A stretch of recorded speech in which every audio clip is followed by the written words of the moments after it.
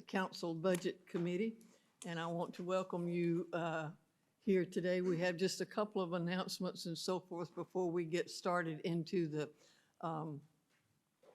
presentations by the various departments. And to begin our session, I'd like to recognize Mayor Pro Tem Allen. Well,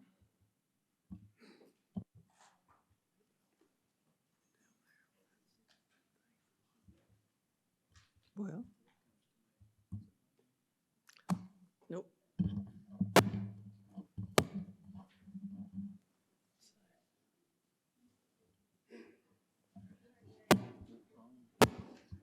There it is. Here we go. Here we go.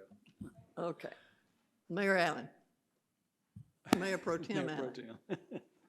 Pro Tem. Thank you, Madam Budget Chair. As you all know, with the retirement of Councilor John House, we lost our budget co-chair or vice chair. So I have talked with Councilor Bagley, and he has agreed to step into that role. So I would like to place in nomination Tyson Bagley as vice chair of the Budget Committee. Okay, we have a nomination for vice chair of the Budget Committee. Are there other nominations? Other nominations? Nominations are hereby closed. All those in favor of Councilor Bigley being the vice chair of the Budget Committee, please say aye. Aye. Are there any opposed? The ayes have it. We are duly elected. Welcome aboard as their budget vice chair. One of the things that I wanted to do as we begin is to go to the mayor and then to the city manager for a short statement from each one of them as we begin our session this afternoon. Thank you, Madam Chair. Don't have much to say other than what we have already covered in the first budget hearing, other than the fact that I'll reiterate that this was a very difficult budget. I appreciate all the effort the staff put into it because it was not easy for them to try to cover everything we had to cover and still be able to implement the pay plan. I will point out that a lot of the folks that you'll probably hear from, not just today, but going forward, are individual departments that have made cases for personnel. And I'm telling you, there were some really good cases. I agree with most of them, if not all. But the challenge is with the additional hit from the pay plan, some challenges through EMS and integrated waste.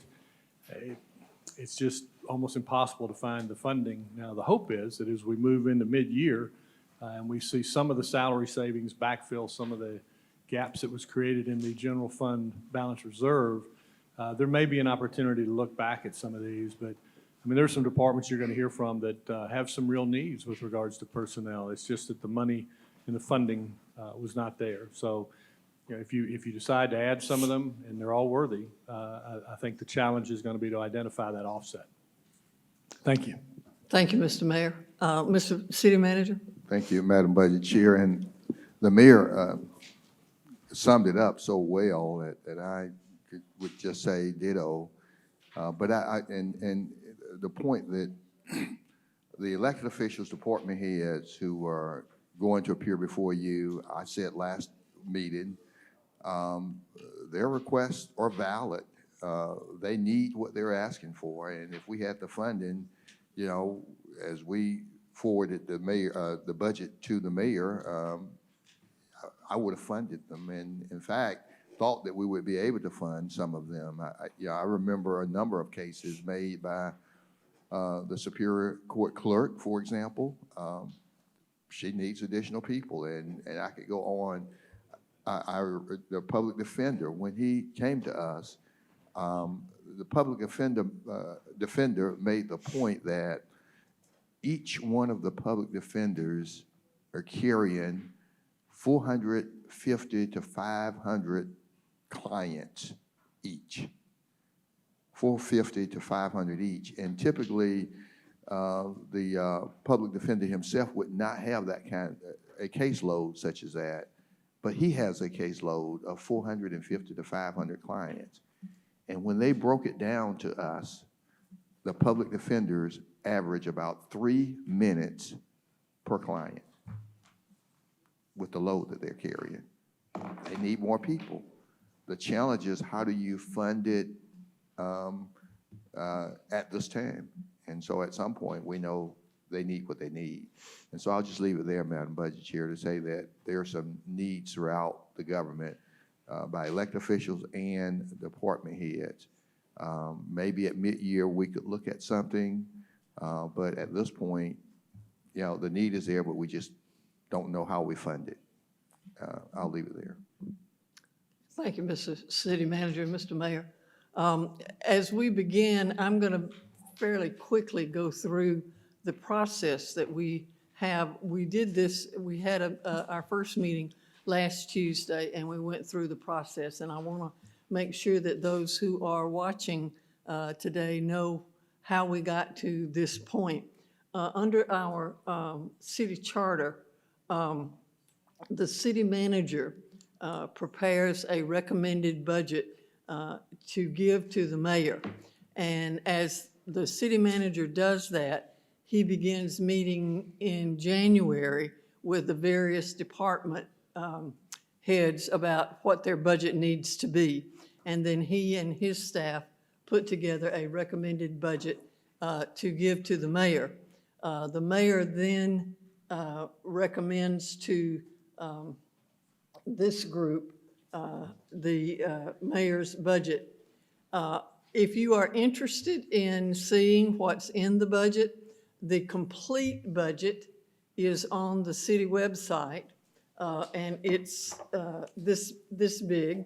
And if you want a summary, it is also on the city website.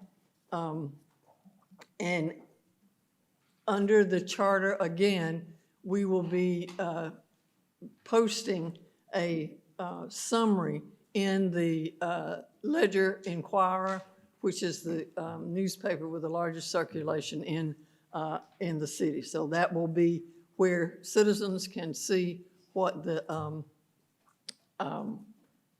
budget, what is in the budget, what is proposed in the budget.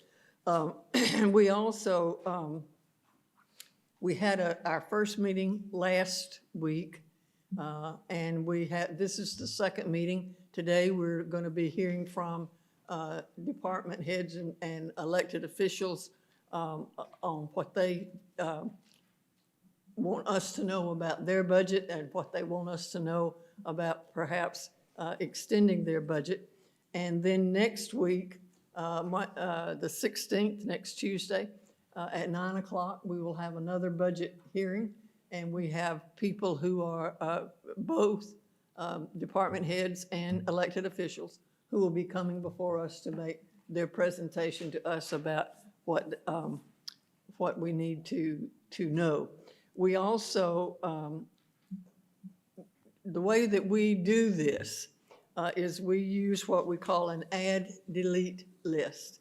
And as the presentations are made to the budget committee, if one of the counselors wants an item in that presentation to be added to the budget, they ask that it be put on the add-delete list, on the add side. At some point along the way, we will have to determine if we add this, what do we delete in order to get the money to add this. That process will be done on the 16th also. We have, as those of you in the audience know, we have today elected our new vice chair, Councilor Bigley.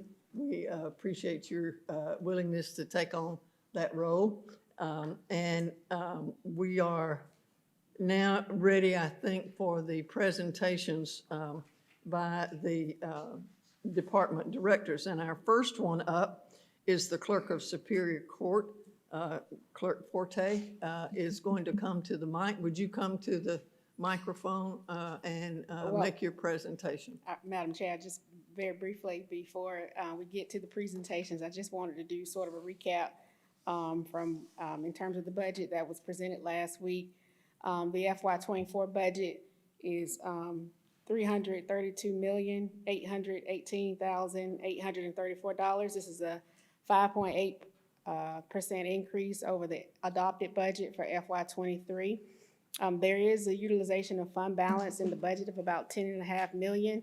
About $5.8 million of that is in the general fund. Most of the departments that you'll hear today are represented out of the general fund. But in terms of the add delete list, there were 2 items added to the add delete list. The beginning estimated fund balance was 15.38 days. But with the 2 items that were added at last week's session, we're at 15.20 days. So I just wanted to provide that information before we got into the presentation. So We have not, at this point, however, said where we're going to take this money from. that's correct. So the estimated days remaining should not have changed. Is that It's right? on the list. I'm Right. sorry? It's on the list, so we keep a tally of it as it's added to the list. But we have not said take it from the ending, from the fund balance yet. That's correct. Yeah, okay, Right, we just keep a running tally on the list. okay.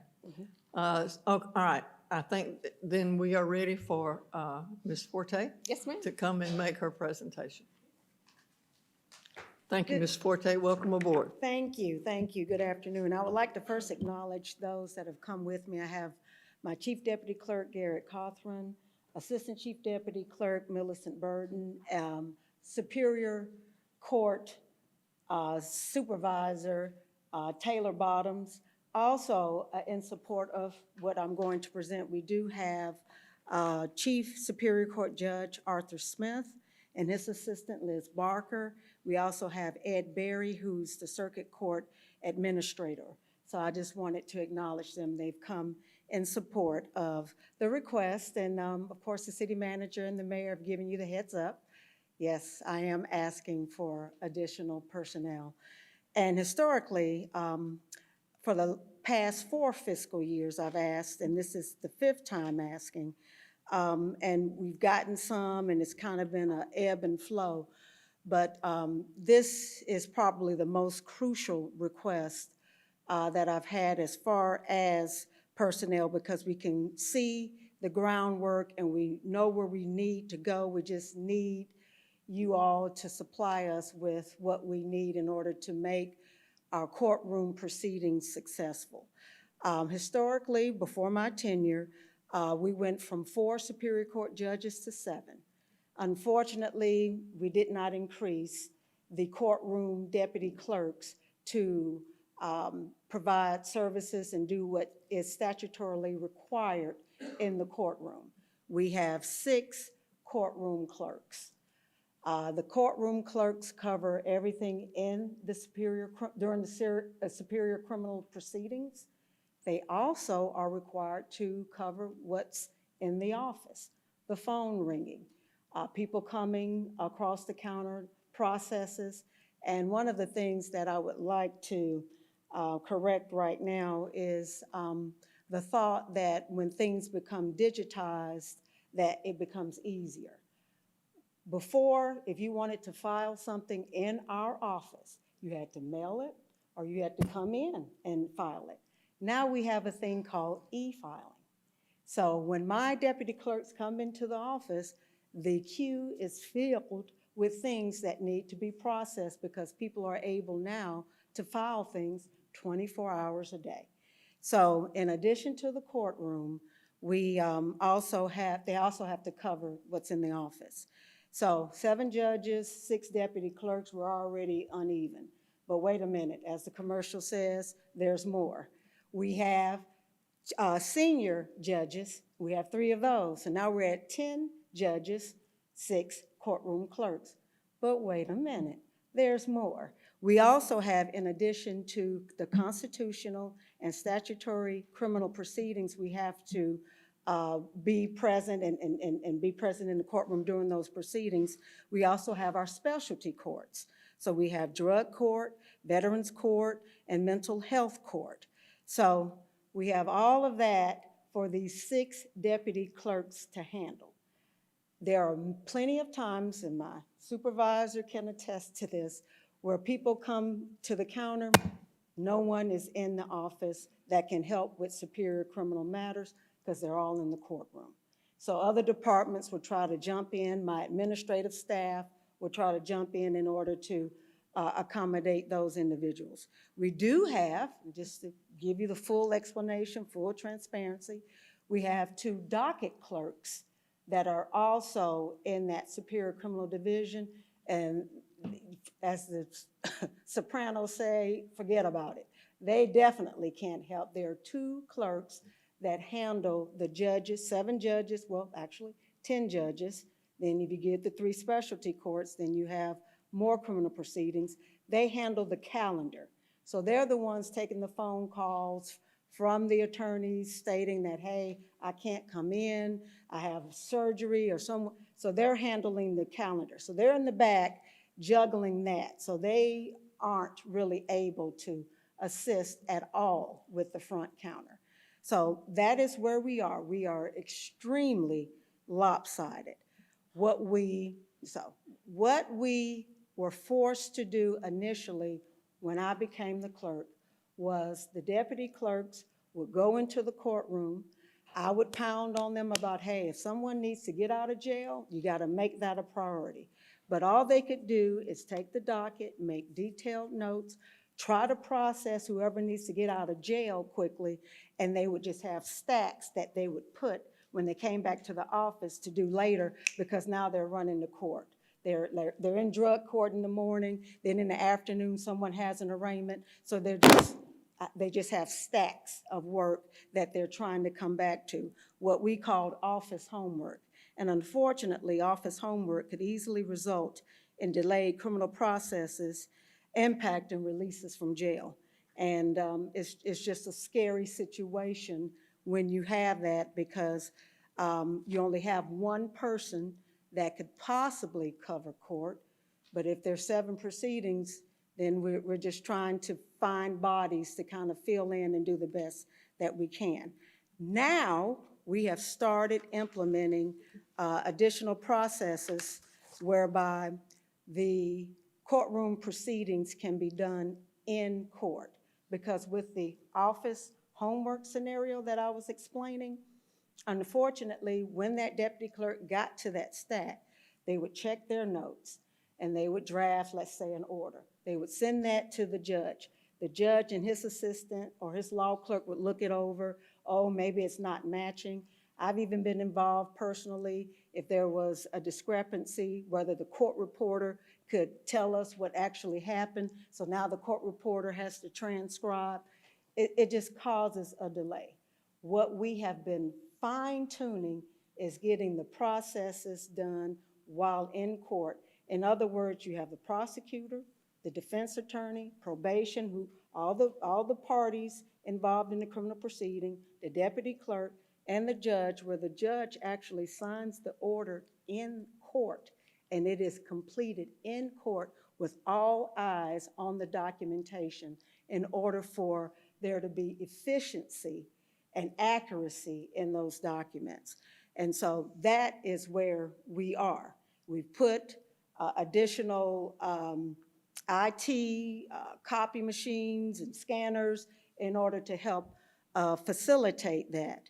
And I'm going to read briefly from Judge Gottfried, who is also in support of what we're doing, because while I researched this, it turns out that the Clerk's Authority, which is over all the superior clerks in the state, they recommend no less than 2 people be in the courtroom at any given time during a courtroom proceeding. We only have 1. And so Judge Gottfried wrote to me in preparation for the presentation. She says, your office is making great strides in getting things taken care of. I know that the system works well in Harris County, because they have 2 people in court doing this, so I'm definitely in support. Maureen. We asked in our budget for 5 individuals to cover the courtroom and to adequately make sure we have at least 2 people during courtroom proceedings. During our preliminary discussions, we were told that, maybe 2. And so our response, as it's always been, we'll take whatever we can get. So as I come before you, I will say for the record, we asked for 5 in our superior criminal, but I'm really, really trying and gunning for the 2. Because with the 2, I can probably use them as a floater in order to ensure there are at least 2 people in the courtroom. 1 dedicated to the judge and 1 dedicated to the proceedings that we have to cover. We have to provide certified copies while in court. We have to keep up with the jury's list. There are a lot of things going on, and it's a juggling act, and it is great. And even some of the dockets, I know when I was in the DA's office, may have, upwards of 100 cases. And so maybe the 2 you take the even numbers, I take the odd numbers. But this is something that has to be done with the participant or the deputy clerk in the courtroom, absorbing what's happening and facilitating getting those processes completed from A to Z. So with the 2 people, and before I do that, I did want to, my supervisor was gracious enough to tell me that as we sit here, we have 7,358 active cases. 120 on average are bound over to Superior Court a week, and that we close out 25 to 50 cases weekly. And because of the inequity, some of my more senior deputy clerks, if there's a downtime in court, which is rare, they're trying to attack the e-filing.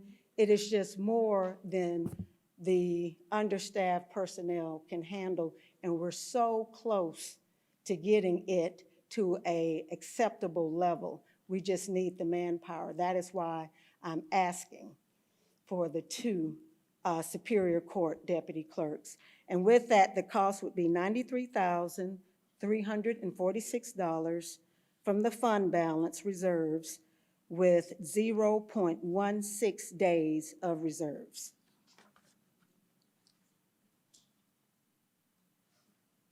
All right, that concludes. Anybody, any questions?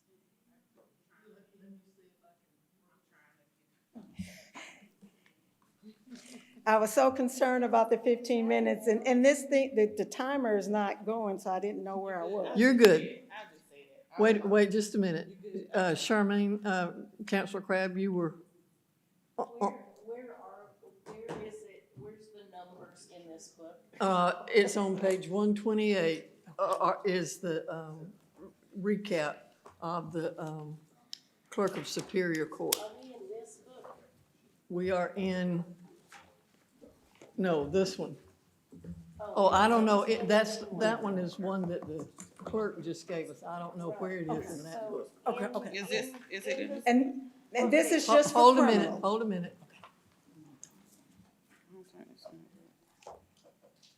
Okay, Madam Clerk? Yes, and I just want to make clear that this is just for our Superior Criminal Division for the courtroom clerks, because we have a lot of divisions. So this is Superior Criminal, Okay. if there's any question.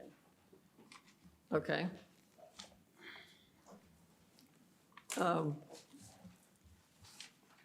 Counselor Tucker? Yes, I was going to add the 2 to the add delete list.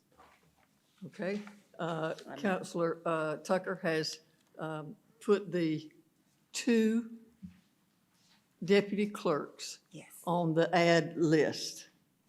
So, Let's say add. It was $93,000. $93,346.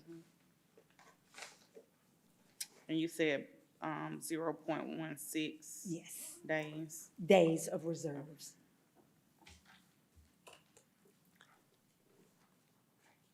Okay. Anyone else?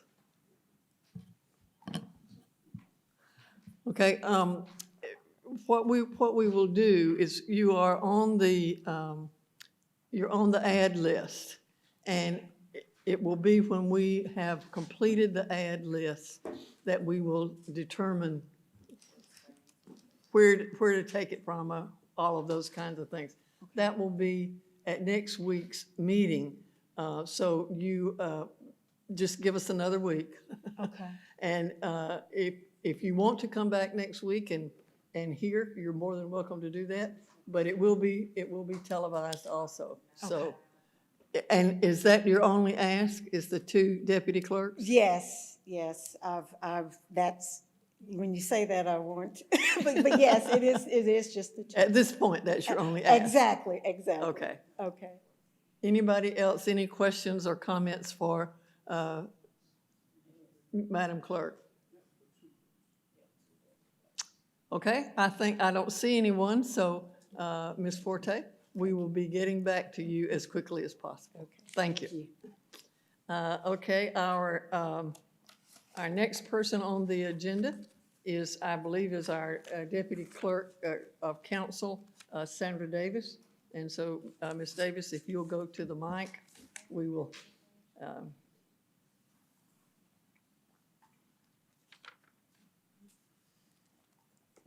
Thank you. Is a presentation uploaded or? Okay.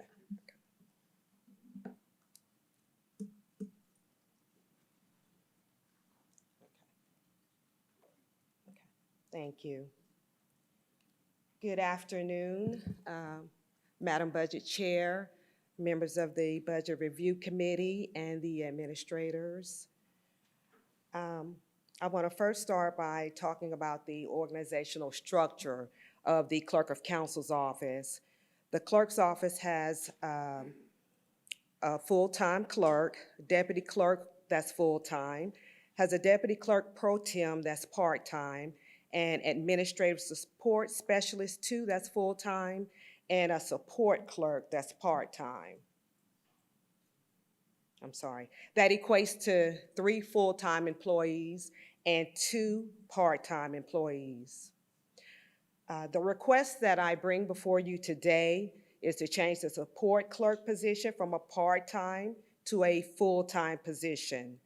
The support clerk is the lowest paid personnel, and this is one of the main reasons why I selected this particular position to request full-time status.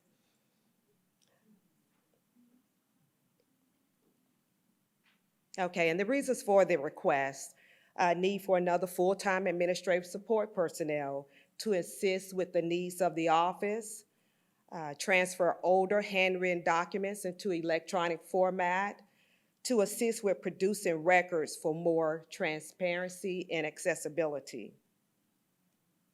Also, there's a continuous need to update the cemetery records and data entry of ownership transfers and a verification of ownership. There's also been an increase in requests for research work with regards to the records from 1970 and earlier. This is a very tedious process that requires that the employee go into the records, and it's like pulling a needle out of a haystack. You have to go hand by hand because there is no index for these records. And so we're getting more requests from departments to do that research work. I have assigned that to the part-time personnel.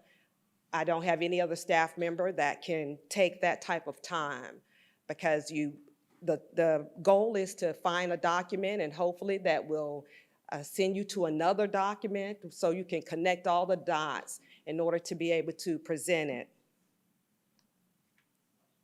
And just a justification summary, the clerk's office continues its quest to be efficient, technologically advanced, and supporting transparency by providing more information on the website for public accessibility and maximizing productivity by the availability of an appropriate level of support staff.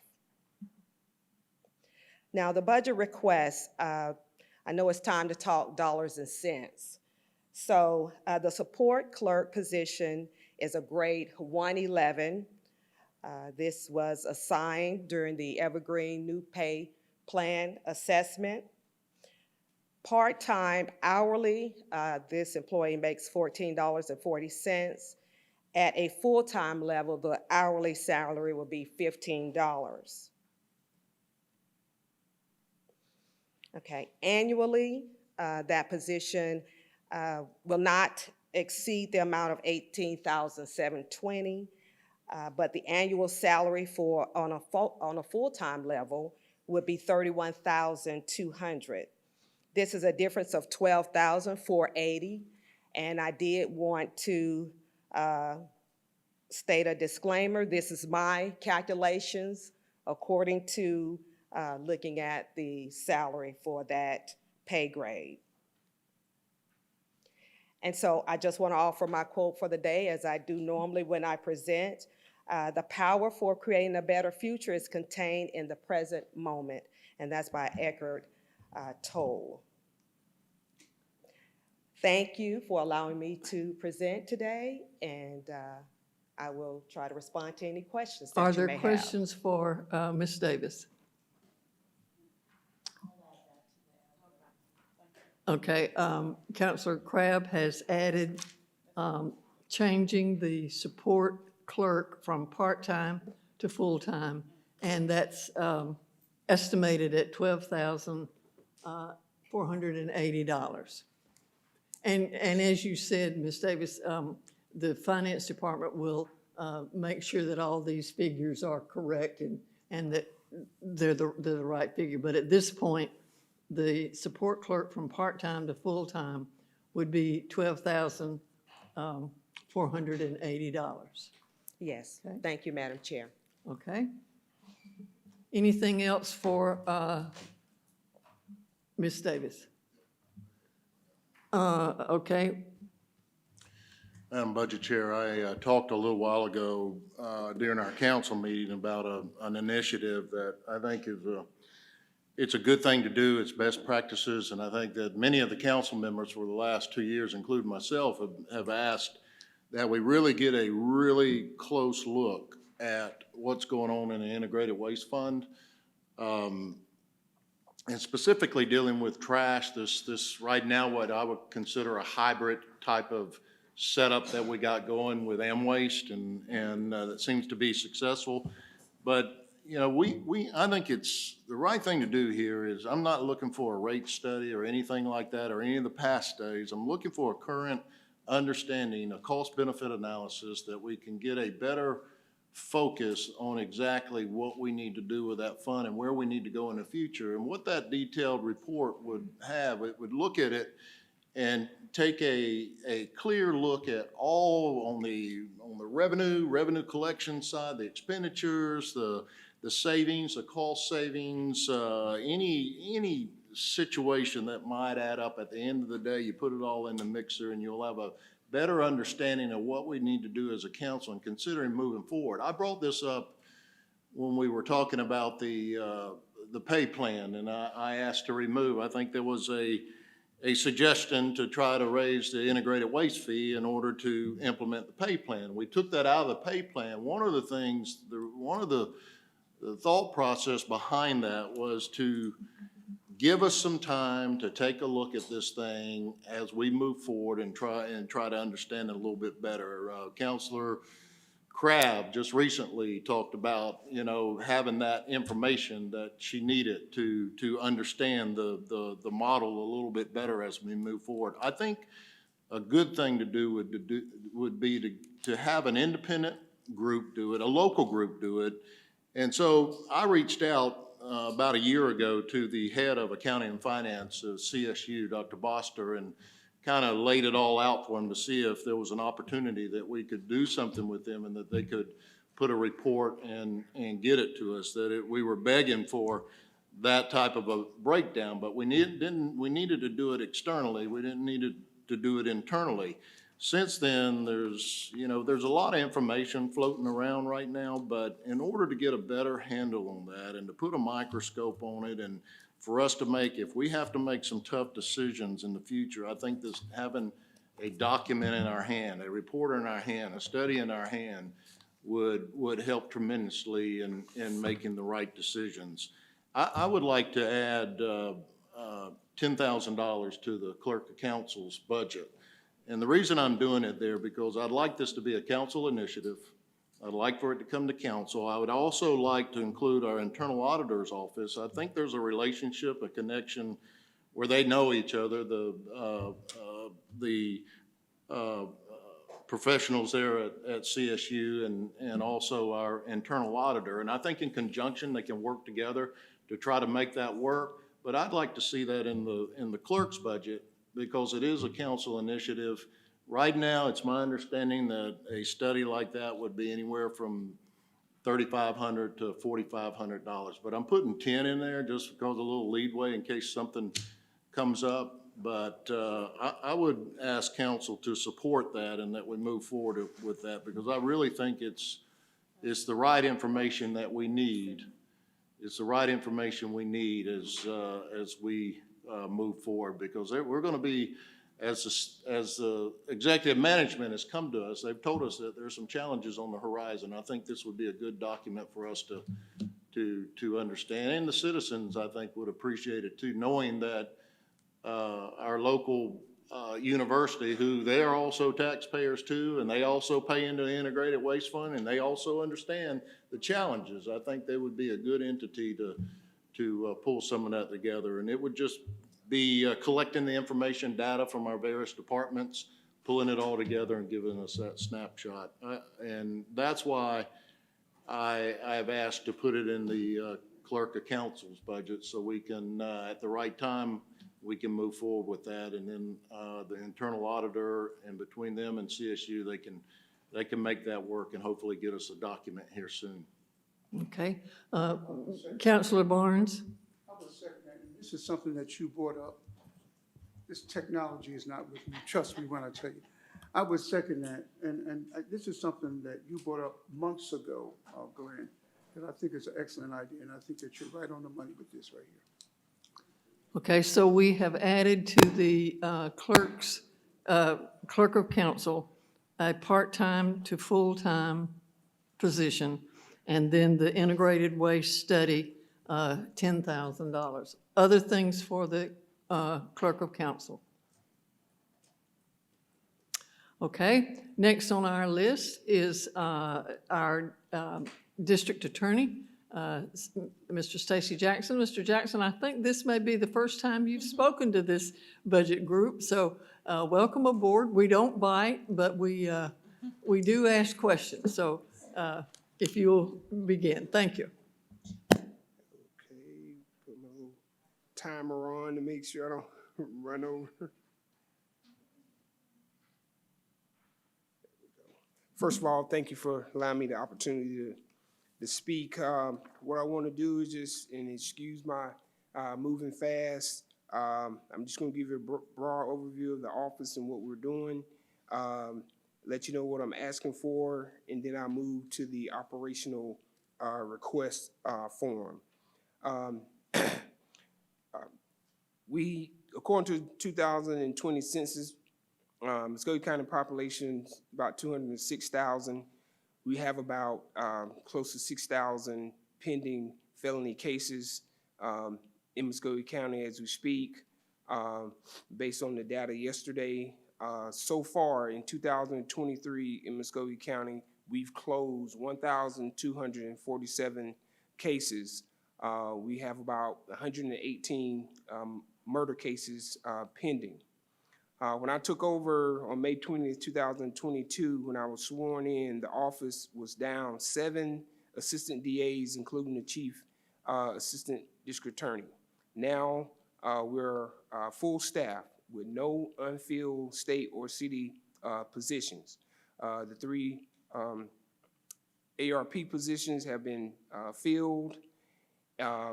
Back in June 2022, I had asked the city manager and council to increase discretionary funds to allow for supplements for attorneys and some other members of the staff. Those funds have been exhausted, and we have been able to fill those positions and retain those positions with those discretionary funds. We have 23 devoted ADAs to cover Superior Court, Juvenile Court, Recorder's Court, the Rapid Resolution Program, all accountability courts, and these positions are covered by a combination of state and Columbus Consolidated Government paid ADAs. We have 9 investigators. We have 1 chief investigator for 7 Superior Court judges and Recorder's Court. The Rapid Resolution Program is covered by a ARP grant paid investigator, but municipal court and juvenile court do not have investigators. We have a total of 9 admins and 1 part-time position. We have 1 that covers the reception desk. We have 4 admins that spread out between 7 Superior Court judges and 2 that handle accountability court. And if we do get approved, the circuit for mental health court will have to have someone cover that as well. We have 1 that handles the RP program. We have 1 admin that handles juvenile court.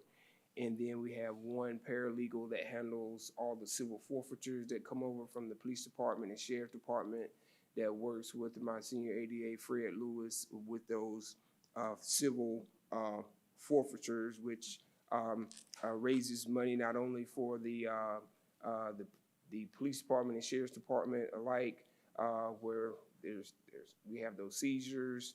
They sell the cash is seized and go into the we get 10%, and the arresting agency gets the rest. The vehicles, jewelry, and other items, I believe, are sold on govdeals.com, and those arresting agencies get those funds, and I believe we get about 10% of those. What I've asked for, switching over to the personnel, what I've asked for in the budget is 2 investigators, which according to the new salary pay scale will add to the budget about $85,000 with the combination of the total of the 2. And then the 2 admins that I'm asking for will add to the budget approximately about $70,000. And the reason why I'm asking for these 2 personnel additions is recently in concert with the Attorney General and other investigative agencies, and by the Jensen Hughes study, we know we've got a gang problem in Columbus. I mean, it's here, and we have to deal with it. And we're not only seeing that in the gangs come in through Superior Court, through the adults, but we're also seeing a rise of these kind of cases in the juvenile system as well. Very, very recently, we have to investigate those cases and see if we're going to keep them in the juvenile court, send them over to Superior Court under the Senate Bill 440, where we can prosecute those individuals as adults. But as of right now, I do not have an investigator in juvenile court, period. And increasingly, we're seeing more serious violent felonies come through juvenile court, and we have to address that. But also with the initiatives that kudos to the police department and kudos to the sheriff's department, even within the last 48 hours, that the sheriff's department made a bus where they had 11 kilos of methamphetamine.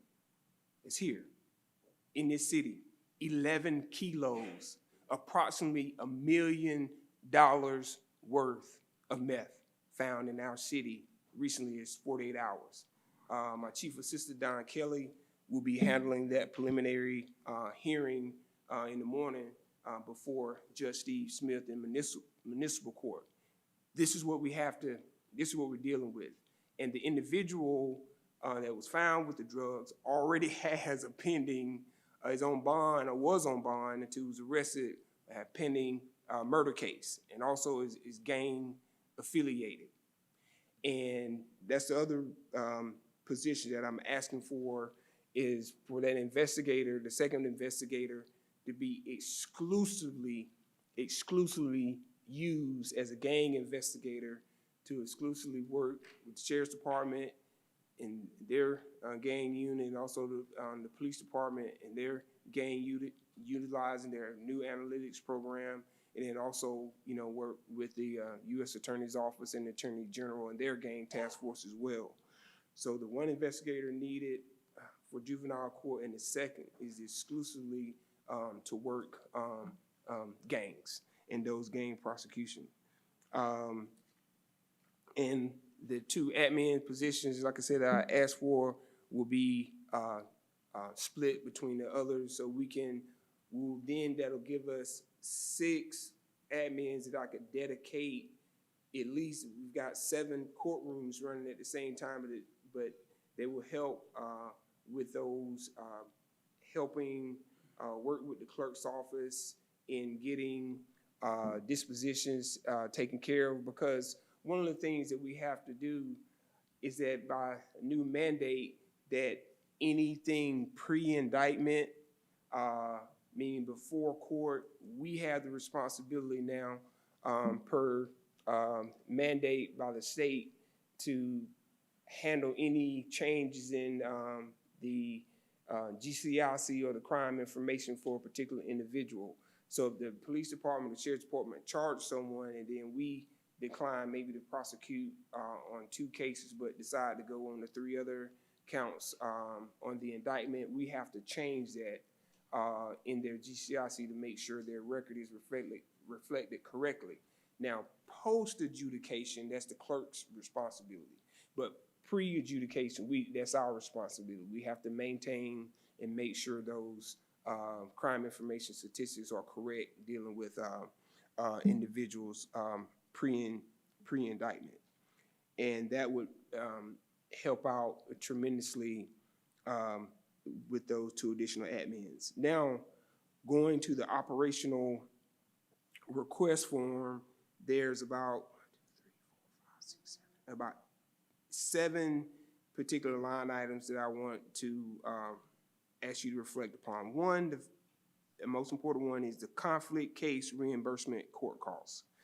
My request was $10,000, and what I got back in the proposed budget is 0. I'm asking for that money. It's imperative, and this is why. Because of conflict cases that still need to be prosecuted because of conflict that I may have had in a case, or Mark Jones during his tenure, or Shanika Terry, those cases are still pending. And I can't prosecute those cases. So if I can't prosecute those cases because of a conflict, meaning charges have to be dismissed. So I have to, most recently, the 26 co-defendant RICO case was handled by the DeKalb District Attorney's Office and their gang task force. I think 24 out of 26 defendants, which were operating, all gang members and tied to gangs, have all entered guilty pleas as of this date. And that was the responsibility of the DeKalb office. And there are other offices that are handling conflict cases as we speak. And so far, we spent a little over $2,000 reimbursing those DA's offices across the state in handling those cases. And there's still a lot left. There's line item for professional services of 30. Okay. Sorry. You're asking for the conflict case administrator, is that what we call it? The conflict case reimbursement. Reimbursement. Yeah, that's for the $10,000, yes. Okay.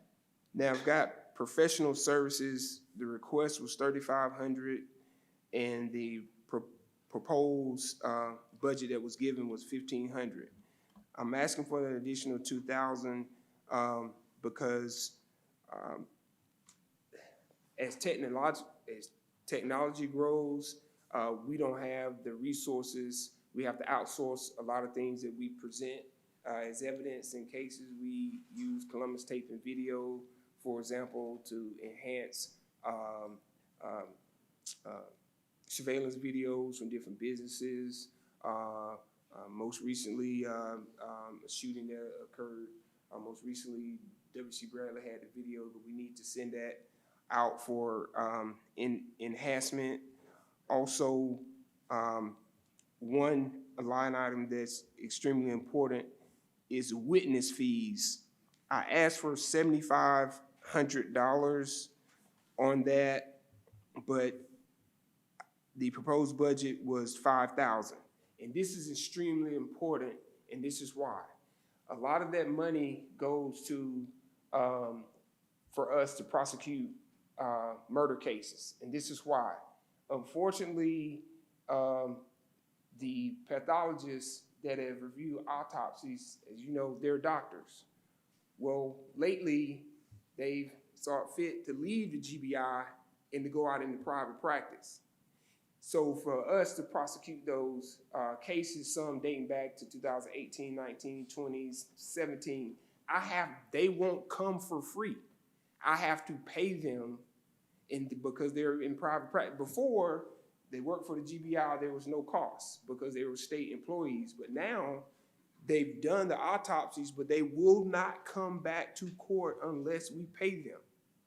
And some are in Florida, some still live in the state, some are up north, and without paying them to come back, they won't come, and we cannot prosecute these cases without their help. So we're asking to give us back that $2,500 so we can get that $7,500 for those fees. Then also, there's the travel budget. It was $8,500 that was requested on the $7,000 was given. In 2022, we spent $8,600 on travel. And that's not for the ADAs or my investigators. That's for bringing witnesses back to court. Because, just use a personal example, I had a case that unfortunately pled guilty, but the victim lived in Florida. They were a victim of an armed robbery case that had moved. If the case had not pled, I would have had to send them a plane ticket, provide a hotel for 2 or 3 days, but fortunately I was able to save the money because they pled guilty before trial. But these are situations where the only way we can prosecute these cases is bring the witnesses back.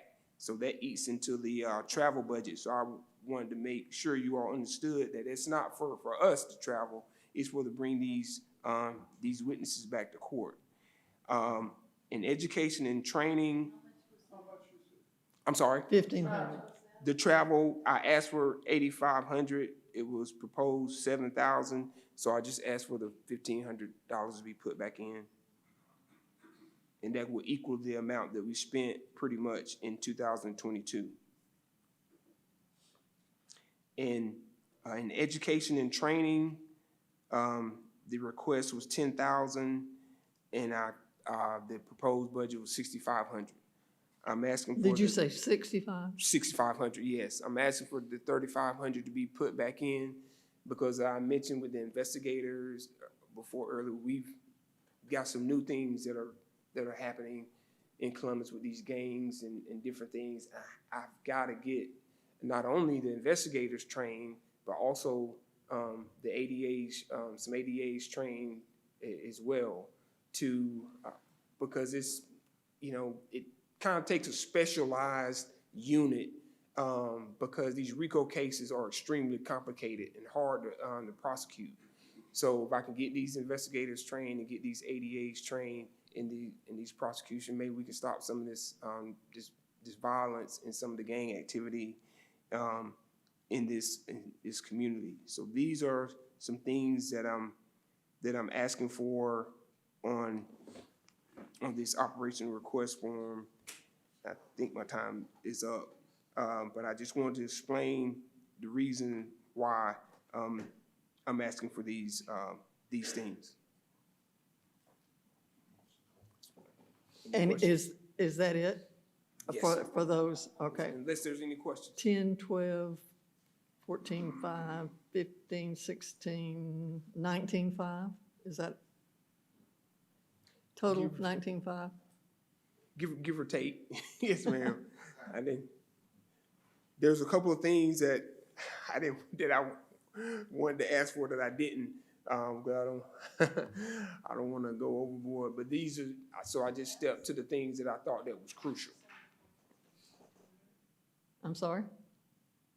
If I'm going down the list, there's 85, 70, 10, 2,000, 2,500. It all adds up to 174,500. Okay, he has asked for the two personnel areas, two Yes. investigators at 85 and two administrators at 70. And then the other things that he talked about was about 19.5. So I don't know how you want to, what'd you say the total of that was, Charmaine?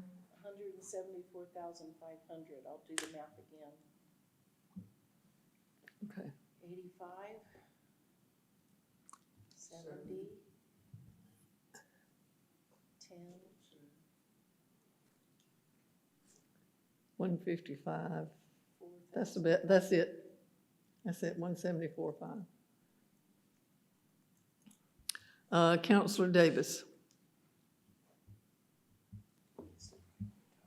Yeah, Mr. Jackson, I'm willing to put that on the ad list for you. Let me just say, look, if we're ever gonna get serious about crime and fighting crime and prosecuting crime and dealing with it, then, the buck stops with you. I mean, you're, in my eyes, a chief law enforcement officer or chief prosecutor. I mean, everything stops in your office. And, Yes, sir. if that's what I hear you saying, that you wanna get serious with crime, and that's what the citizens are telling us, that's Yes. what we're hearing, and that's what our law enforcement is heading in that direction. They're gonna need you, because it all stops with you, it stops in your office. I'm willing to give you that if I believe it's gonna make a difference. And, so far you've shown your value there, and you'll continue to do that for the citizens of Columbus. So you need the resources, and I'm willing to give you that opportunity. And I promise the council I'll use those resources in the most efficient and productive manner as possible. Okay. Counselor Bigley. I second for the same reasons Glenn was just saying. That this is a priority. I appreciate you articulating the needs and how they're being used. So I second it. Thank you. Okay, Mr. Jackson, I think what we ought to do, and maybe Ms. Alexander can say yes or no, as we look at these, as I said, there were 7 different items that you asked for. We'll put all of them on the add delete list in a separate line, so that if, for example, we feel like we can only give you the personnel, we have those separated out, but that's not, I'm not intimating that that's what we're going to do. Yes, ma'am. But that will give us is that, Yes, I agree. okay, And another thing that I would ask that you work on is prioritizing. Yes. So that if it comes down to it and we have to cut something back out of this, what do you want us, what can you,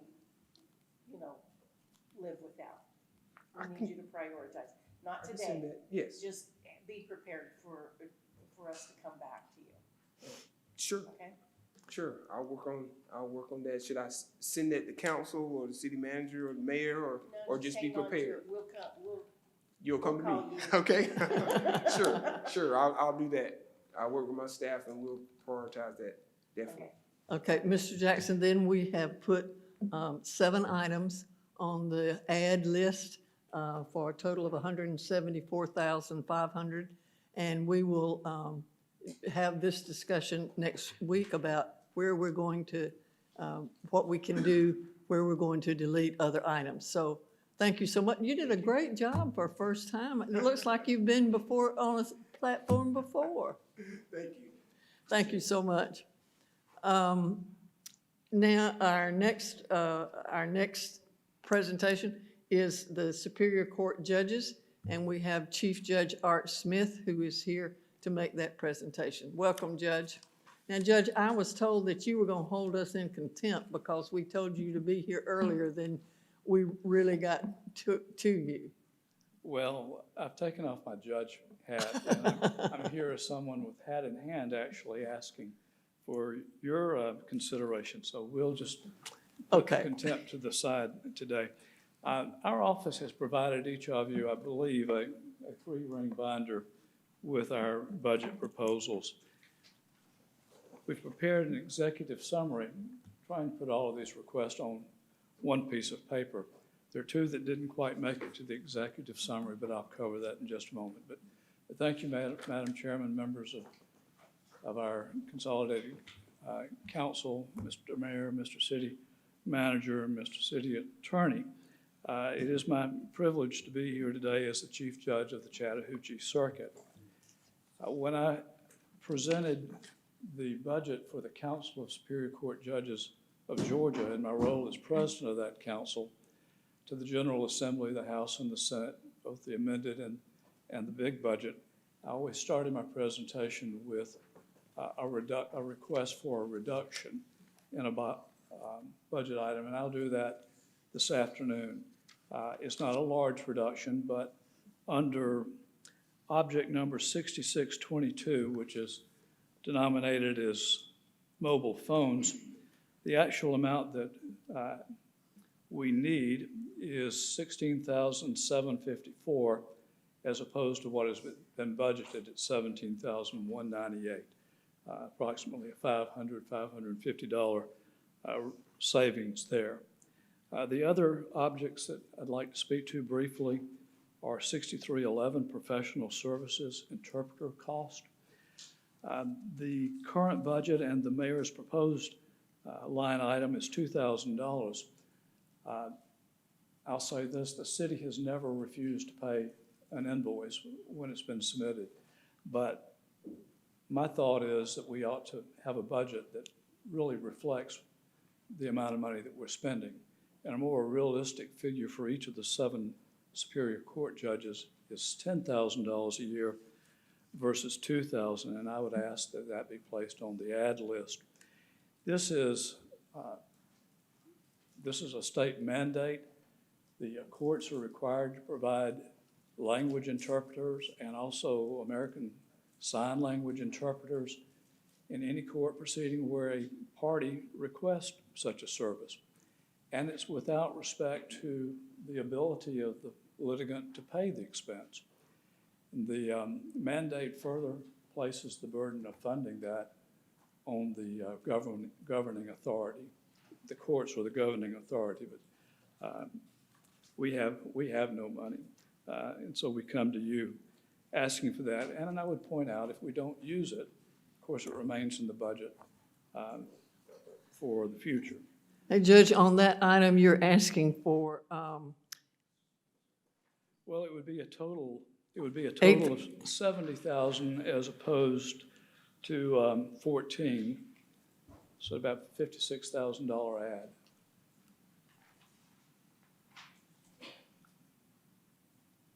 okay, thank you.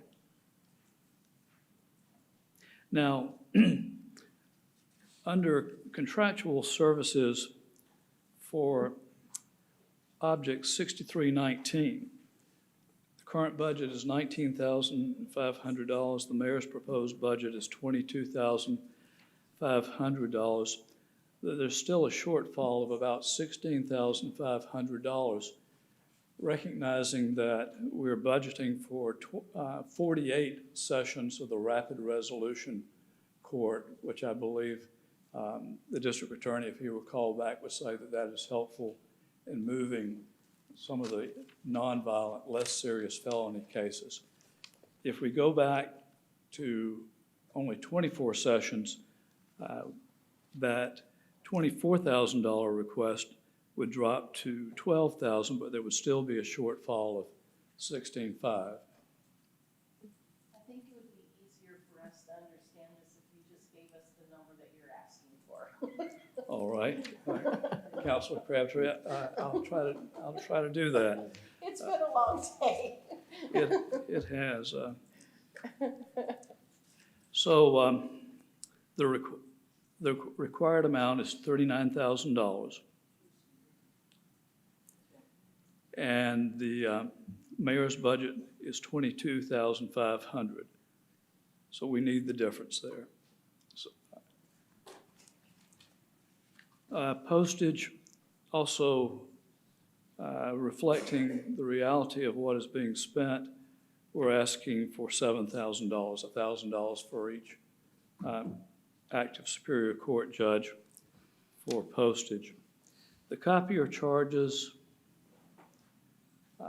is short $6,060, and these are contractual obligations associated with the new copiers that the city provided to us last year, and that is Object 6632.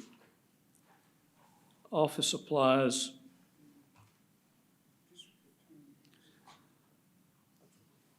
is, the mayor's proposal is the same as FY23.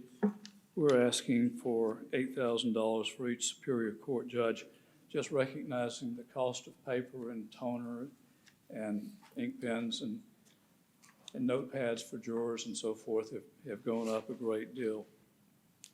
The only capital, we have no personnel request. The only capital outlay that we're seeking is for the replacement of 7 court reporter writer machines. 5 of the 7 machines are 11 years old, 1 is 10 years old, and 1 is 7 years old. They're no longer supported by the manufacturers. If a court reporter's machine doesn't work, we can't have criminal court. We don't expect 7 machines to break on the same day. And what I would propose is, rather than funding all 7 machines, fund 3 for us now, and then we'll come back for the others at the amended budget. And if we're able to get by another year, we'll try to get by another year, but I would really like to have 3 new machines so that we don't have to cancel court. And do you have a total for that? That would be $35,000, but if we asked for only 3, it would only be $15,000 that we asked. 15. 15 to be placed on the ad list. Okay. There is a salary adjustment that we seek for the court administrator. The salary study suggested that a court administrator ought to make something in the neighborhood of $72,000 to $76,000. Our current administrator receives compensation from 3 sources: from the Office of Dispute Resolution, from a crime prevention grant for the operation of the legitimation program, and $10,000 currently from the city. We're suggesting that the city's portion should go from $10,000 to $25,000, but again, being mindful of the scarcity of resources, we would leave that to your good judgment. But we really would like to see that increased at this time by $10,000, and then we'll come back to you for the amended budget once you know what the tax digest will yield. And I believe that, one other thing, and there's not a price tag on this. We have in this circuit 4 accountability courts at the Superior Court level or class: drug court, mental health, which is supposed to begin again July 1, Veterans Treatment Court, and Family Accountability Courts. As you know, most of the funding for those programs come through grants, and it takes a skill set that I don't possess to write a grant application and to administer those grants. We're talking about state and federal money where very close accountability of those funds is required. The accountability court judges have suggested that we should have a director of accountability courts who will be overall responsible for writing and administering grants. We're waiting for the city to suggest a salary that would be commensurate to the responsibility. So today I cannot give you a figure, but just to make you aware that we will be requesting a new position of Director of Accountability Courts. That'll be filled by someone who has the experience and satisfies the requirements of the accountability court judges. I believe that that covers our request. Okay. I would echo what Clerk of Superior Court Danielle Forte said. It's up to you, of course, to decide how much to fund, but as we all will remember, just 3 years ago, when COVID was visited upon us, and as a part of the Judicial Council, I voted for us to limit in-court proceedings, but to substitute in-court with Zoom or WebEx proceedings so that we never stopped holding court, because in some cases we could not legally stop court. People are entitled, especially on the criminal side, to have their day in court. But 2020 was a slow year for moving cases. Without rehashing everything that's associated with the incident, the district attorney's office was impaired in the year 2021, and we were not able to move cases as quickly as we wanted to. We're now hitting our stride with a new district attorney. We are signing sentences in court so that defendants who have pled guilty and are to be released are released hopefully the same day. Those who are going on to the Department of Corrections go to the Department of Corrections and are no longer being housed and fed and medicated by the Columbus Consolidated Government. So I just echo her request and the district attorney's. I'm going to have to leave for another commitment after I answer any questions you might have. But I wish I could stay and support the public defender, because I believe he's going to have some requests. If we don't have a public defender in the courtroom during a criminal guilty plea or non-jury day, we are not very productive. We have judges to sit and hear cases. We have court reporters ready to take the transcript or prepare a transcript. But if we don't have the district attorneys and the public defenders, we're not as efficient as you would want us to be. I'll be happy to entertain any questions. Judge Smith, I'd like to go through and make sure that we have the correct numbers for each one of these. The mobile phone, you said you were deleting that request. Well, we're reducing it from what the mayor has proposed. I'm not sure of the nomenclature, but we need less money than the mayor is proposing. We need $16,754.40. Okay. The interpreter budget, you said 56,000? That would be the addition to what the mayor has Yes. proposed. The contractual services, you said an additional 16,500. Correct, 16,500 additional. Postage was 7,000. Correct. Copier charges, I didn't get the copier charges. 16? 15 for No, three, okay. That's the court reporter writer machine. For the copier, we're asking for an additional $6,060 in addition to what the mayor has proposed. The office supplies, you were asking for an additional 8,000. Yes, well, a total of 8,000. The capital outlay, 15,000. And the salary adjustment of $10,000. For this current moment. For this current, We yeah. may ask to revisit that when you begin to work on your amended budget. Okay. But we would like to do that. Are there questions for the judge, for Chief Judge? Counselor Barnes, did you have a, okay. Counselor Davis.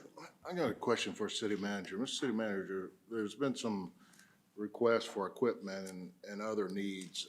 I know that we're making soon a transition into the new facility there in the city, I guess we're gonna call it City Services Building, right? Do we have a name for it yet? City Hall? Is City that what Hall. we- City Hall? City Hall. But we've got money already earmarked for a lot of new items, meaning that there'll be a lot of items probably most likely left behind. I don't know if they're gonna get transported. I don't even have an idea of what's gonna be done with those pieces of equipment. But I guess the question would be, is there an opportunity to utilize a lot of this equipment that we will have, or excess equipment, surplus equipment that we might have? And eventually, I know that we'll be moving in, well, it's, you know, it's gonna take some time, but there'll be a new judicial building, and there'll be all new equipment, of course, there as well. It's just a kind of off-the-cuff curiosity type question that I asked based on a lot of requests for equipment and those kind of things. So your question is, can we find equipment and? Well, So it's my understanding, Judge, you need $15,000 for this equipment? For these court reporter writer machines. Writer machines. Writer machine is Writer what they're machines, called. yeah. We 15 need 35, but we're mindful and respectful of limitations, but we would like to have 3 in July, And that's $15,000? 15,000. And so, and Counselor, your question was? Do we have those in machines? general, not Yeah. just what the judge Well, has asked for, but in general, across the board, we're gonna have a surplus that we can utilize some of these in some areas. And I don't know what's in the, you know, in the line items in a lot of the Yeah. budget, but there may be other equipment, type needs as well. You know, and I can't answer that question for you at this moment, but, and I know staff will kill me for saying this, but I mean, I can talk to the judge and, you know, we should be able to figure out $15,000 now. Right. That is not a budget matter. And then some of the stuff is specialty type equipment, but Yeah. you understand what So, I'm I mean, saying if in you're general. interested in putting that on the ad list, I would say don't put it on the ad list and let me just have my team work with him to get him what he needs now that it's not a part of the budget. So you're saying the request for capital outlay, additional capital outlay, you don't think we need to put on the ad list? If it's $15,000? Yes, Yes. okay. And if I can go back, how does that apply across the board with this year's budget? Being that is Well, that too big of a question? It is too big. Okay. I mean, That's $15,000, fair. I can figure that out, Yeah, but, you know, so, I understand. yeah. Counselor Davis, it's a very specialized piece of equipment. Yeah. It produces paper that's about, or it writes on paper that's about 3.5 inches wide with squiggly lines. And I have no idea what they mean, but a certified court reporter lives by those squiggly lines. I was more in general, you know, based on some things I'm hearing on. Madam Chairman, I've been remiss in not introducing the people who came along with me and helped prepare this budget. Judge Maureen Godfrey, who handles one of the accountability courts for Superior Court, Mr. Ed Berry, who is our court administrator, my judicial assistant, Ms. Elizabeth Barker, and my summer law clerk, Mr. Dylan Patel, who was with us for part of the summer at no direct cost to the city, I might add, but he is with us. Thank you for your time. If there are no other questions, I'll excuse myself. Well, let's see, do you want to do this one as we did the last one and do them by? I lost track. I can't do it. Okay, so go ahead and we'll start. You give me the numbers. Okay. The interpreter is $56,000. And to clarify that, because this is showing a difference of 8,000, so I assume that means 8,000 per judge. That's extra correct, For the interpreter. Okay. Councilor Bagley. The contractual services, 16,500. Postage, 7,000. 1,650? No, $16,500. Postage is 7,000. Copier charges, 6,060. Office supplies, 8,000. And the salary adjustment of 10,000. 103,560. Okay, do we have, anybody want to put those on the ad list?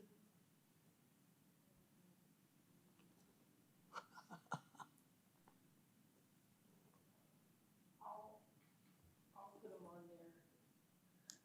Okay, Counselor Crabb has put these then on the ad list.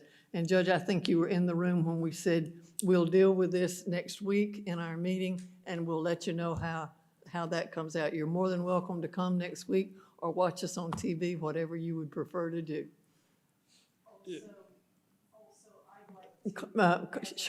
Counselor Crabb. Also, as I told the district attorney, it would be good for you to prioritize these, because I'm not sure we're gonna be able to say yes to everything. So we want to, if we can say yes to something, we want it, what is most important to you. Well, I think what's most important to the citizens of Muskogee County is that we have court reporters so that we can conduct the rapid resolution sessions, which have been enormously successful in keeping the jail population at a manageable level. That would probably be number one. Very close behind that would be the interpreters, because that's a state mandate. Remember, for both criminal and civil, criminal cases have time limits with them. There are statutory speedy trial demands, but there are also constitutional speedy trial demands, so we have an obligation to get someone before the court, either to enter a guilty plea or for the district attorney to null prosecute a case, or to have a jury trial. So that's a priority. As I've already mentioned, we don't expect all of these court reporter machines to die the same day, but if one of them does, that puts the court reporter out of commission. And it's easier to get a senior judge to come in and hear a case than it is to find a court reporter. And so they must have those machines. Okay. The city manager has said that he doesn't think that ought to be a part of the budget. That's above my pay grade. Y'all will figure that out. But we do need those. One day we will have to go into the marketplace and pay market salary for a court administrator.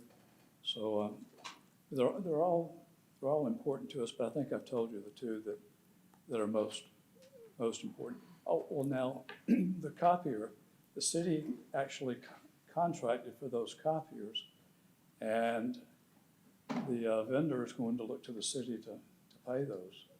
And we'll just be passing the bill along to the city as we've traditionally done. Okay, anything else for the Chief Judge? Thank you, Judge Smith. Thank you for your time. Next on our list is the Public Defender with Mr. Flournoy and Mr. Kraft.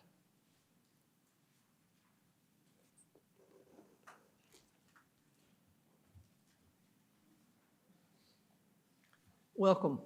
Good afternoon. For those of you that don't know me, my name is Steve Kraft. I'm the Chief Assistant at the Chattahoochee Circuit Public Defender's Office, commonly referred to most everybody as the Public Defender.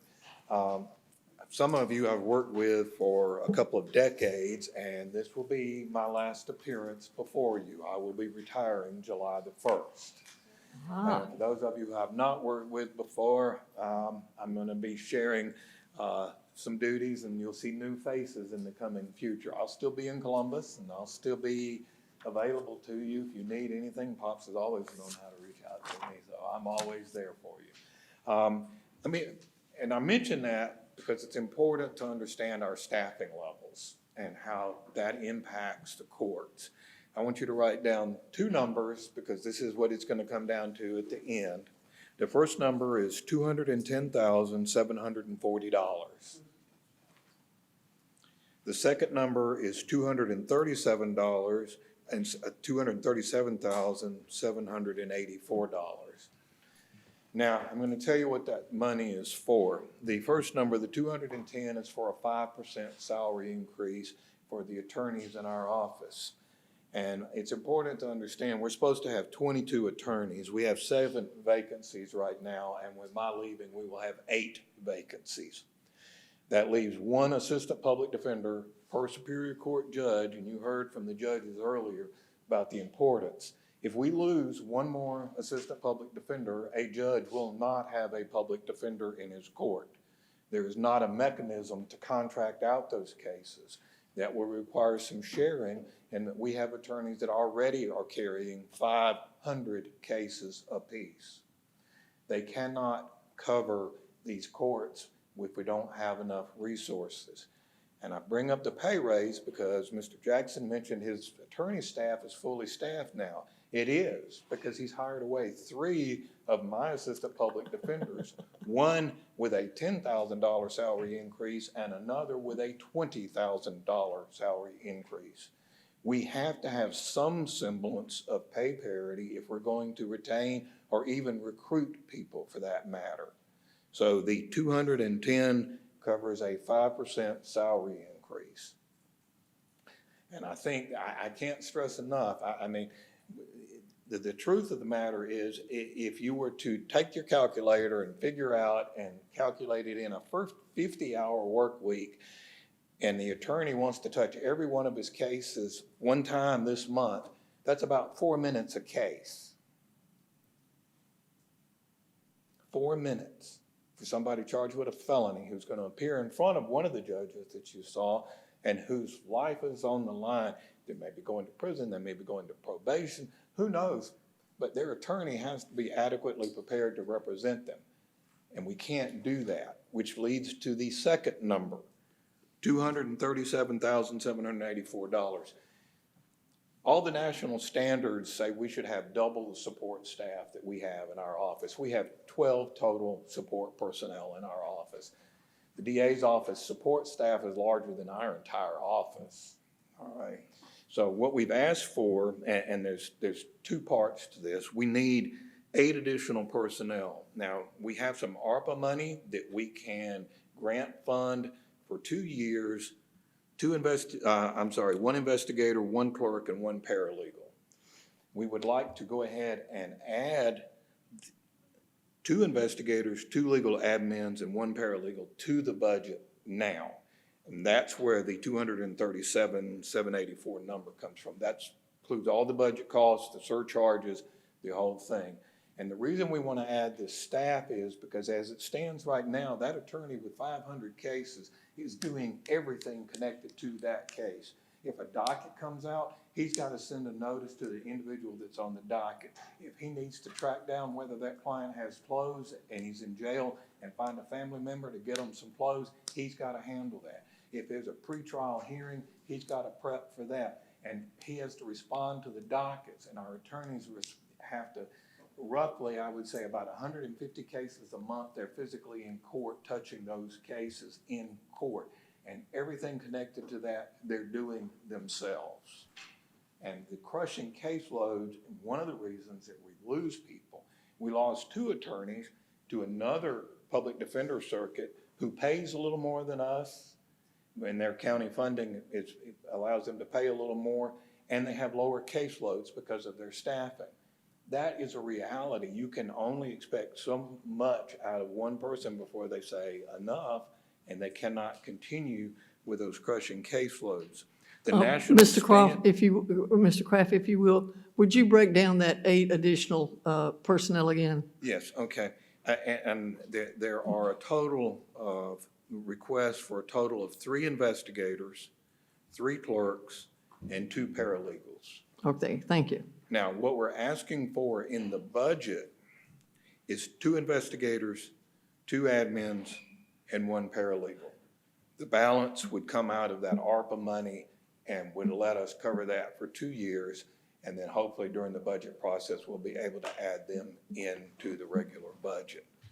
Now, having said all that, there's been a 28% increase in overall pending caseloads over the last 5 years without a corresponding increase in personnel or pay for that matter. We've had a couple of years where we were able to give the attorneys a little more money, and we paid them a couple of supplements and a retention bonus out of some of the money we had. But at the end of the day, it's the ongoing salary they have to count on, and we have to have a competitive salary.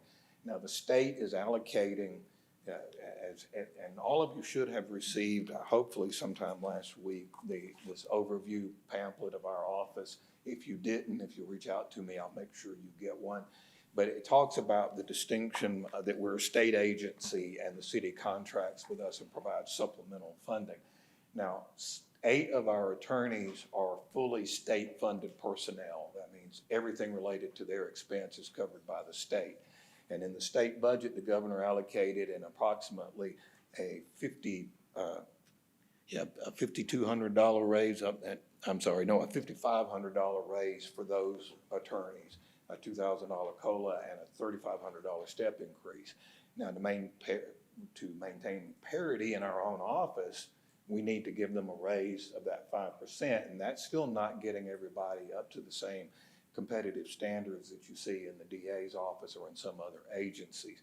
But we have to give them something if we want to keep them, and then we also have to be able to raise entry-level pay for a just graduated from law school, sworn-in attorney coming to work who will be working in one of these courts currently is $5,200 a year for an attorney. Now, the state is trying to bump that up on the state side, and we want to make sure we can bump that up on the county-funded positions. And the counties, the remaining counties in the circuit do contribute nominally to all of that cost as well.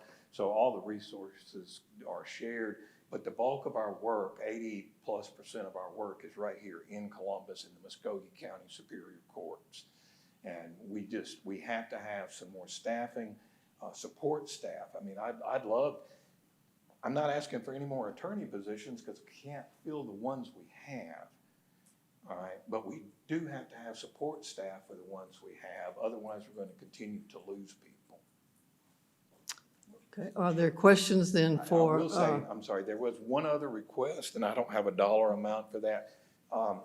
Moffitt Flournoy, who's the circuit public defender, is probably the most senior person in city, any department that doesn't have an executive assistant. Now, over the years, I've carried a lot of that responsibility, and now I'm leaving. And we did ask for one additional person, a reclassification of one of the admins, and that wasn't included. And I don't know what the cost to reclassify that admin to an executive assistant would be.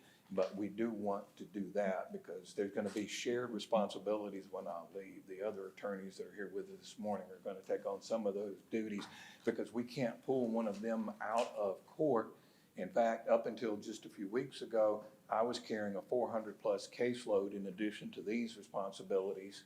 And in addition to that, as we speak, the Circuit Public Defender has a 500 caseload on top of his duties in running the office and ensuring that we do all the statutory and legal obligations that we have.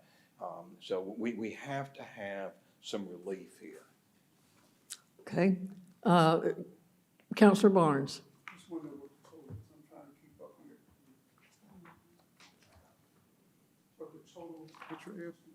Okay, the first amount, and because it would be different items, the first amount for the raises is $210,700. So 448, 524. Yeah, 210,740. Okay. And then the additional personnel is 237,784. And then the cost of reclassifying the admin to an executive. Okay. What is that? We don't know at this point how much the admin reclassification will be. I would put what he said on the admins, what he's, the 448, 24, is that what you got? That's about right, yeah. 448,000. And then whatever is the. Yeah, right, Thank you. right. If we could just ask you to put down 10,000 for the reclassification so that you have a number to work with, and then HR can supplement that with the actual total. Okay, And Madam Chair, can I just make a comment? The district attorney got out of here before I had an opportunity to He's say back. anything to him. he's back. He's back. You hit the nail on the proverbial head when you say gang suppression. I think that struck a nerve. Councilor Davis beat me to the punch when I said added, and I just want to say another amen. But at the same time, on the other end of the spectrum, what you got to think about is that you have the individuals in the jails. If you have an attorney that leaves that's following, that person goes down, the clock goes back to zero. And that person is spending additional time. And that happens if we have a rotation of attorneys coming in. And on a personal note, Madam, the reason I'm bringing this up is the fact that you're talking about not only the individuals, but families as well. And I really like that the district attorney is jumping on the case and getting these through, because it has an impact on this whole thing, on this entire community, prosecuting cases and having individuals being able to be represented the way they should. And I would point out, as Judge Smith said, the desire is they've made changes to expedite the processing of sentencing orders to get people either out of jail or into the Department of Corrections, where there can't be a sentencing order if there's not a defense attorney in the courtroom to handle the case is not going to go forward. And, you know, many of you are familiar with all the things we did to get rapid resolution on board, and that has made a meaningful and still makes a meaningful impact at points that rapid resolution with one assistant DA and one assistant public defender. Now, the DA's office has some support staff in that program. We don't. Still moving 25 to 30% of the guilty pleas that move through the system on a regular basis and help reduce that jail population. And hopefully continues to free up more time, but still the numbers are just excessive, and without enough staff and attorneys, we can't move the cases. No matter how quickly the state can get them indicted or how many hearings the judges can schedule, if there's not an attorney representing them, none of those cases will go anywhere. I'm saying amen to the district and to you all. Trust me, because we're on a roll right now. And from what I hear in the community, I know a lot of people, Madam Budget Chair, that are looking at this and saying amen. Yes, yes. Okay, anything else for the public defenders? Thank you so much.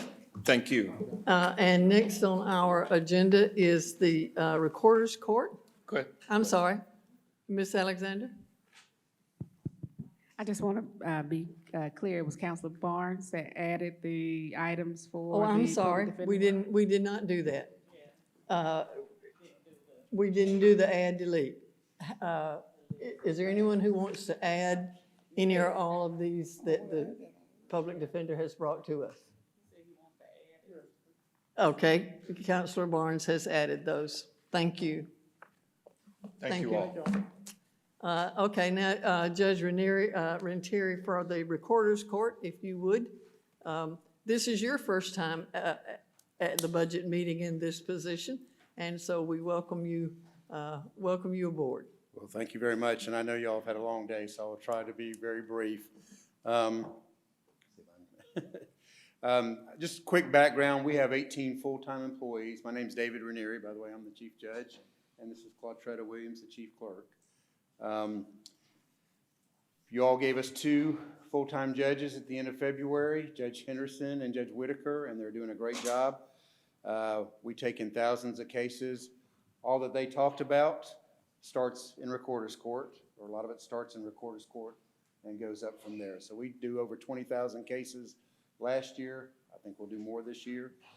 Very quickly, over $1 million to $3 million in revenue, and I'll talk very briefly about that. It's a fast-moving court and one that citizens come in contact with. It's oftentimes the first one that they come in contact with traffic citations and things like that. We also handle felonies, those that are in jail, preliminary hearings, probable cause hearings, and bail. Just quick comparison, and I know this is not exactly apples and apples, but I know when I interviewed with the Oversight Committee, I saw it before I even took the job, we were short-staffed. I could look at Recorder's Court and tell it was short-staffed. If you look at Savannah, and this was actually a year old, they have 28 full-time employees. We have 18. They had 3 full-time judges. You all have brought us up to 3 full-time judges, and we greatly appreciate that. But just to give you an idea of kind of where we stand budget-wise and where we stand personnel-wise in comparison. And it makes a difference in the services that we can provide our community and how we deal with people. And I think that is important. We're asking for 4 positions, Assistant Chief Deputy Clerk, a Finance Manager, and 2 Deputy Clerk positions. And I'm going to spare you all the details of each one of them. And the Assistant Chief Deputy Clerk is $47,103.02 salary, and I'll break all these down at the end for you. I'm not going to go through all the details of each one of these. The Finance Manager is $44,860.02. And you should know that every jurisdiction in the state of Georgia, every metropolitan jurisdiction, has an Assistant Deputy Chief and a Finance Manager. We take in a lot of money. And I will tell you right now, we've already in the first 4 months, and I don't want to be known as a revenue generating court. That is not our function. That's not what I want to do. But we've already brought in over $930-something thousand compared to $965,000 in the entire year last year. We've not raised our fines. We're not treating people differently. In fact, I think we're being very fair. Our judges are being very fair. We're just trying to hold people accountable and treat people fairly. But anyway, so we're asking for the Finance Manager. Again, every jurisdiction in the state of Georgia has a Finance Manager. You've got to have somebody handling the money and responsible for that money. And we have Ms. Williams, who's handling and responsible for almost all of it, and it's really too much. And when you're dealing with, as I expect already in the first 4 months, almost $1 million, you're talking about a lot of money that's coming into that court that somebody has got to be responsible. You have daily till counts, both coming in and out. It's an important job to have. We're also asking for 2 deputy clerk positions. When you added 2 full-time judges, you increase the number of court sessions. So now we have double the court sessions, but we're still working on the same understaffed clerk's office that we had before we even started then. So now our clerk's office, we have great people. They really are doing a great job. I know the city manager, is he here? No, he's not here. I think he got an email today. I saw it today where somebody's talking about how great and the service that they got from our office, and that's what we want. But we are short-staffed. We have 3 judges. There's no administrative assistant, nobody helping them get ready for court. They're responsible. The clerks are trying to get everything ready, running criminal histories, driving histories, getting all the citations together. It is a lot of work. And again, I'm not going to go through all those things with you. You're looking at a total of $162,194 in salary. That's just the salary. Obviously, I know that there's add-ons to that, insurance, FICA, things like that. But you're looking at $162,000 completely added to add on there. Like I said, we have worked very, very hard since I took office in January. Our office and our staff are overworked.